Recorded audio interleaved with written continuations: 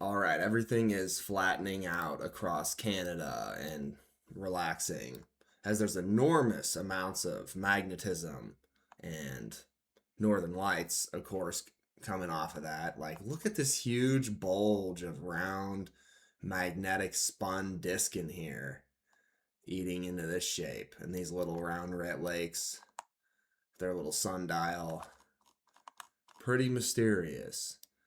And that definitely has some effect on the fact that everything's pretty straightforward laid out now. Um,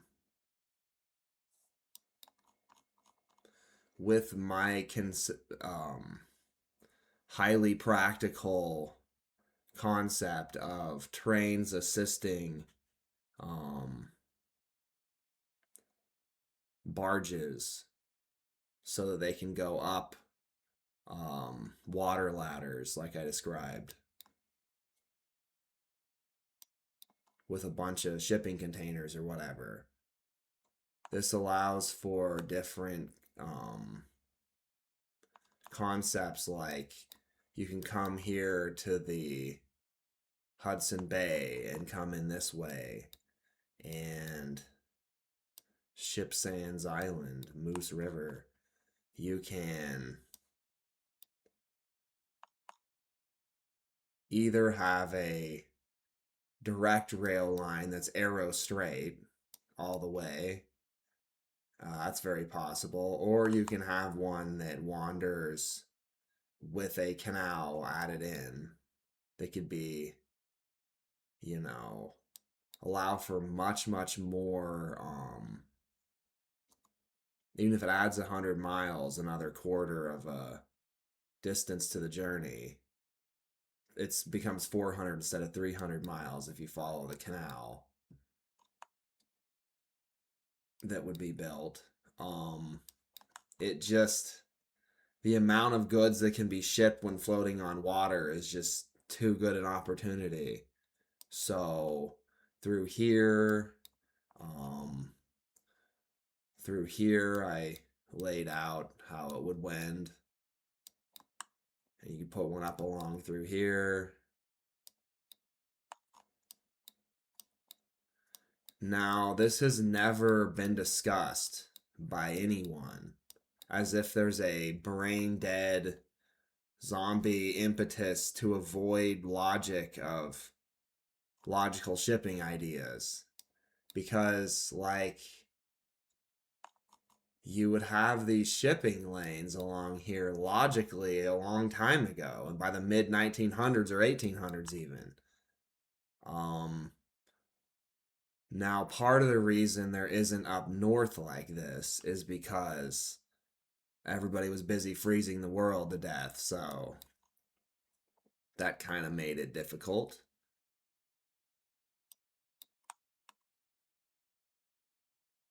But now, it's so much warmer, and if you don't even have to go all the way up across like this, and you can cut in here through Infinite River Lake at a reasonable speed with bulk goods. And then there's these rivers that run. I laid them all out and the possible directions they can go. So this one would connect into the border of Canada and the US, which is this river and lakes already laid out. And then come on over into here. So when I said that Mexico should have this whole setup like I described, with the mountain being used as a giant tug wheel, I'm not trying to say that with these other shipping lanes in the US that this would become unused. And I'm not saying that this would completely cancel out the Panama Canal. They admit there's so much shipping that, and there's more and more, towns, cities, mines spread out evenly across the world, that large ships are going to be coming from all over, going all over. And that's good. And that means you need more shipping areas. So, um, I already described how you could do the shipping area that would be the Rio Grande with a canal that is around 5,000 feet along here and then would drop back down. Um,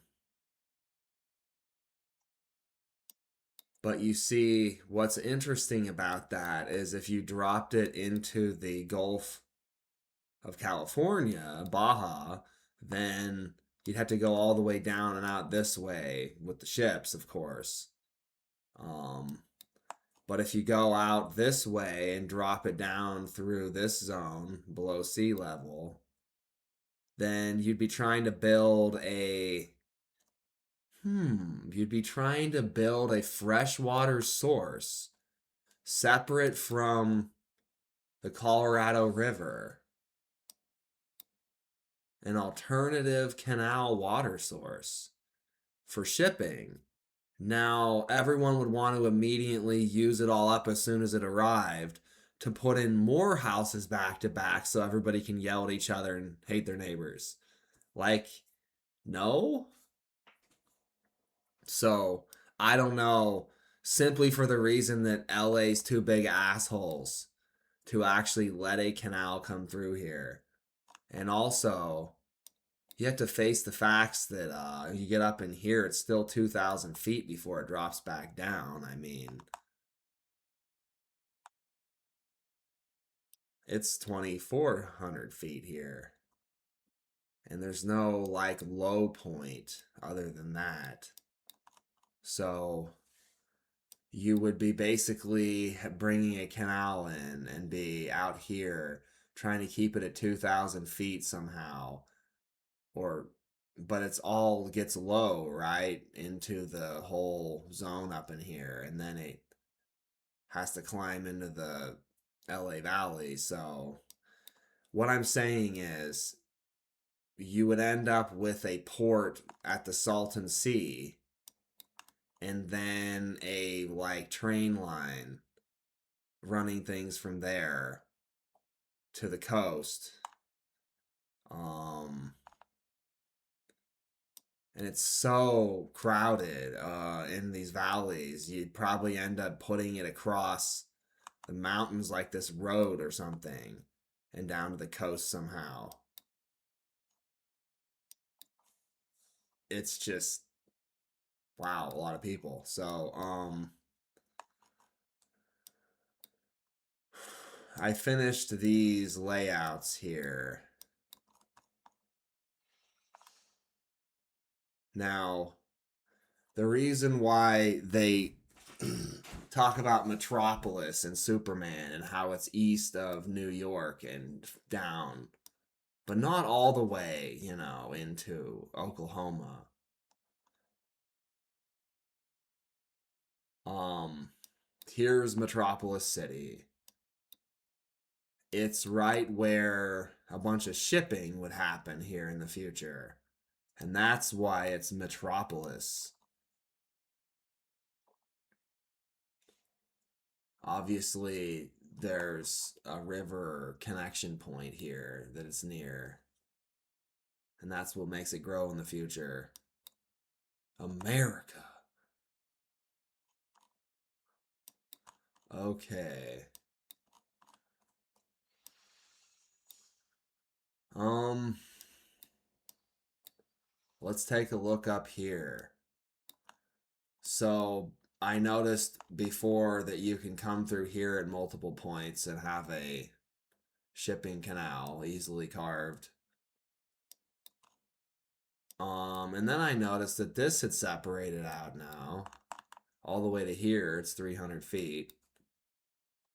260 out there. 450 there. So I figured here or here you would have your like shipping barges that could climb up through the infinite lake country straight across here You probably wind it, along the lake zone patterns like this. I was lazy when I made this one, but now I'm tracing it with my mouse.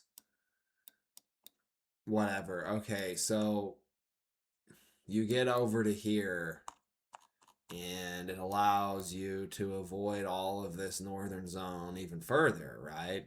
But then why wouldn't you just come in here then and avoid it even further? You come in here where there's actually already names for what's going on, like Portage La Prairie, because there's supposed to be the ebb and flow of traffic, of shipping through here.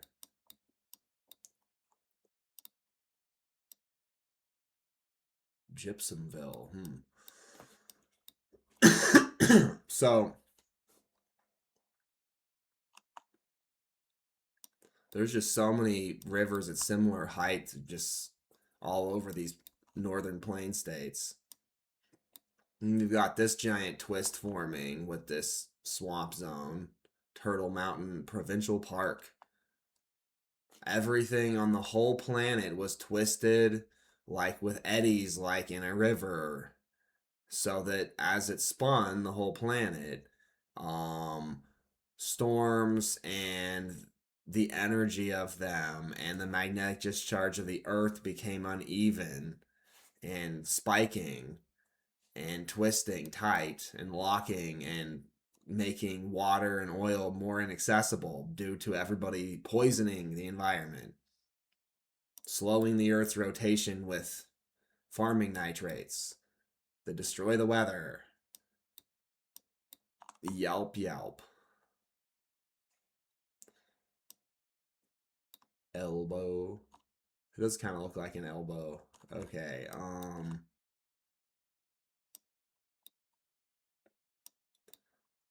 here's the layout. So, if we go up in here, you can go here by Juneau and come up through here and have shipping lines. It does get up to 2,500 feet there, though. And then this what direction it gets to 21, up to 3,300. It's actually lower if you just go straight through this gap. Stay away from the melting icebergs.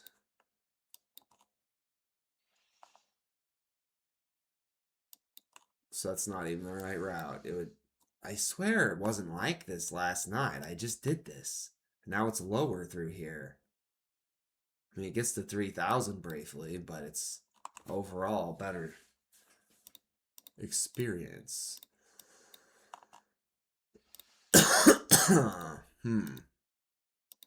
Everything keeps changing quick. The rot is leaving the land, and what a surprise! My teeth are less rotted each day. Like, you know how regular people's teeth, like, rot because they eat garbage? Well, my teeth were, like, spun like the planet in big sections into my skull. So there was no flow at angles, and then there's, like, zero new life cells getting to certain zones, and they have to squeeze through.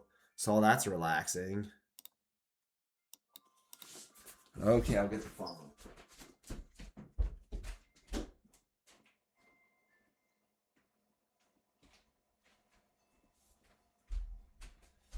Nah, I think it's just the same guy calling. Not for me, okay.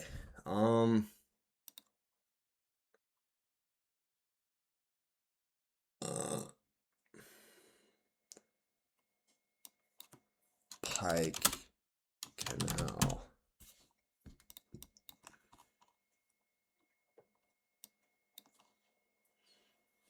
So I finished up through here. You could come up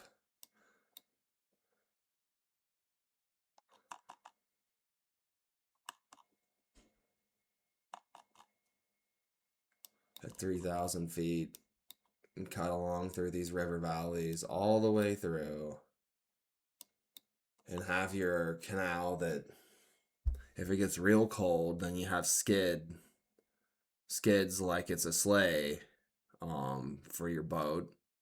And the rest of the time, you're floating along with the big pontoons with helium in them.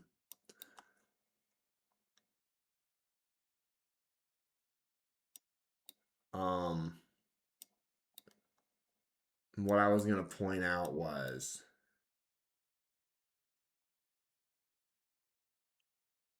people would, of course, test out all of the methods I'm describing in a smaller zone, like something like here or here. Um, there's going to be a bunch of like mining and nitrogen farming and hydrogen and stuff from Greenland in here in the next number of decades and centuries. So all of these are viable passages in different directions that are going to be coming through and going to different locations.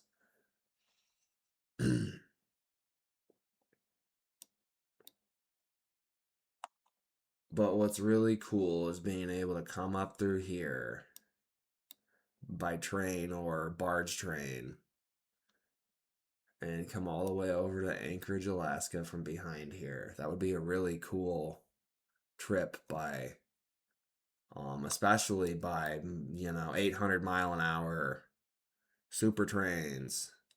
Um Now what I don't understand is everything that I've talked about and discussed with people my whole life about speed of sound trains. Everybody says, yep, that sounds logical. And then all of the experiments to find out if it's logical has never been done by Tesla or anyone else or Virgin. They're doing these like fun college student experiment, like who can each year make a little rocket car thing in a tunnel that goes even faster. And they're just completely ignoring, until just recently, everything I was saying forever. All of the different standards, and this concept of a vacuum is false. You can't do it in a vacuum because then you're relying entirely on magnetism to keep it hovering, and then it's way more expensive and uh pressure prohibitive. Like, it's not practical really. So instead you use noble gas that can't explode, and you float at the speed of sound. And as you penetrate that, and those echoing slices of faster than the speed of sound hits the noble gas, just like how noble gas fills forming galaxies of new potential life, echoing this at the sound level. That's what we're trying to do with the trains. Like, they talk about having noses on jets. We discussed that way back in Elko when I was a kid, so that you can break the sound barrier and not have the waves of sound you're breaking through combine up and then ripple apart as they hit distant surfaces and break glass and stuff. Well, this would all be in a, double layer tunnel, my train system. And um the nose of it would also be like a wing, so that it's slicing. So the nose wouldn't be as pointy. You'd have like a almost like a bulbous onion section on it. Um that and then off of that, um like wing spoiler things, like on the back of a throwing dart or airplane or whatever, but like a bunch of them, like elongated along it. And in this way, you can reach corners like I described to Grant and other people long ago and hit them and have the train twist so that the gravity of taking the corner is, shifting the passengers' feet out from under them so they're, facing the wall and they're vertical to the actual ground temporarily. Um, and then you have rails all around inside the tunnel that keep it within its framework of running and not juddering and wearing anything out or exploding suddenly. All locked in and smoothly operating. Um, yeah, pretty cool stuff. You can actually come over and down and around through these mountains at pretty low elevation. 1650, 1800, 1500. Yeah, it's pretty doable. I do know that up here, it was quite a few months trying to go around the top of Alaska because the North Pole is swung out all the way over in here. So it's actually really close right in here to this top of Alaska. So ships have a hard time historically and even recently getting through here if they aren't amazing icebreakers and have the right time of year behind them. And that's why this and this. Okay. I was gonna show off a few other things. Like I came up here and put in some necessary bridge connections for these islands. Anacostia and Newfoundland. Like these bridges are like okay, a little more costly, but this one, like, how could there not be a bridge here? It's kind of strange. It's like set up for it. They just haven't done it yet, I guess.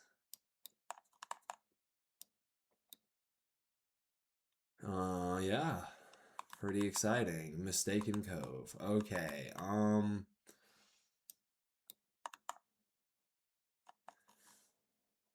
I was looking in here at the St. Lawrence River, and it's a crime that you have to go through Quebec City and get robbed. Bois Chatel. Um, just to get around this, you know, inland sea spigot. So I came in here and across St. Patrice and St. Simeon, I put in a conceptual bridge. It's even got a center island for it. I love the concept of having a family and cruising Montana and up into the infinite expanse of the northern territories and being able to go across river bridges that are really cool and stop on islands where you can camp like this and you can like pick berries and like hang out with bears and actually have these bridges be, like I said, have a layer that's human and animal friendly so that animals can go on the lower angle of the bridge and kind of feel like it's a just a island connection and not really know that it's a bridge because they're stupid. And that, in a time loop, is why the inevitable bridge is so important over here between Spain and Africa because all of the wild animals in Spain that have barely been surviving as it's been too deserty, well, it's getting greener down now into Africa. So there's going to be mass animal movements, like I said, along this bridge if it's built, which it will be. and they'll get their tariffs at Tarifa. Um, because you're not really gonna convince an animal to go in an underwater tunnel all the way under here. There's no way. But yeah, I saw the articles back 10, 20 years ago about animals using this bridge.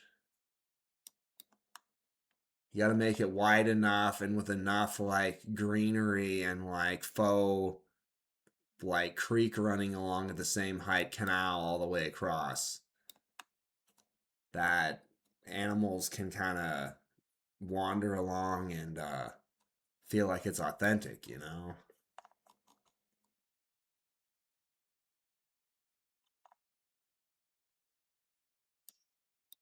Let's see here. Did I put this in here? Or is this a border that somebody else has here? Whatever. Anyways,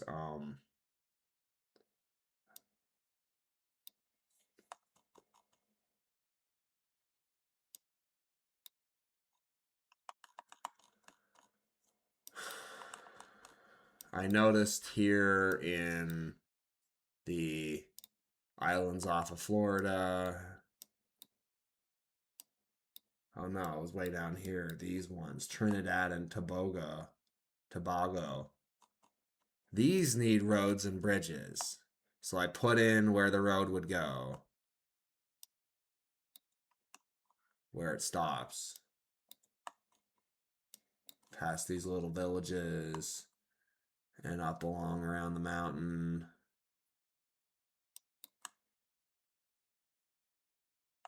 I kind of went up and around because it's fun, but that would probably be a scenic alternate route, and the road would actually just cut right through here. um, and then I got to here, Chakachakare, Chakachakare, and I was like, you got your old nun nurse's quarters, old house, because this is up north in connection to people who would trade back and forth, right? So nuns from Nunavut down here. Norse nurse Nunavut. Um Now I wended this bridge so that it would hit all the islands and go with the land, but you could just make a bridge that just cuts straight across and hits all the islands like I pointed out here and make it totally straight and not have it take as long going around. These are just fun roads that would be put in the past that would waste everyone's time, but they're kind of necessary because there's people living in here and they need to be able to take the road around through their islands. And there's just so many people living here and could easily be taking trips into the mainland. Um, and out to this little island. It's pretty shallow water. It's easily doable. Wouldn't even cost too much. Um, so that would connect it there. You could argue that this is close enough that you could come in here. It's just that there's nobody like living in here or anything happening apparently. It's just wetlands beyond belief. So, you have to be putting a whole road in through to this area in here that's settled, Tucupita.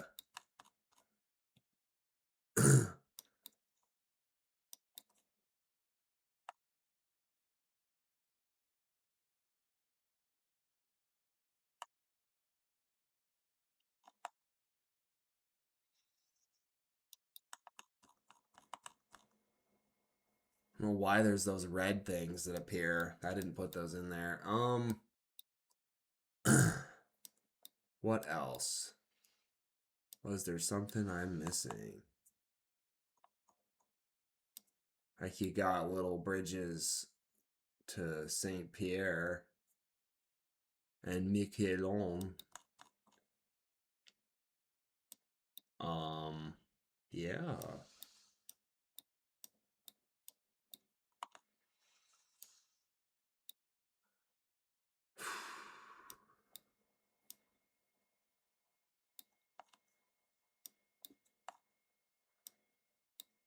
So many bridges.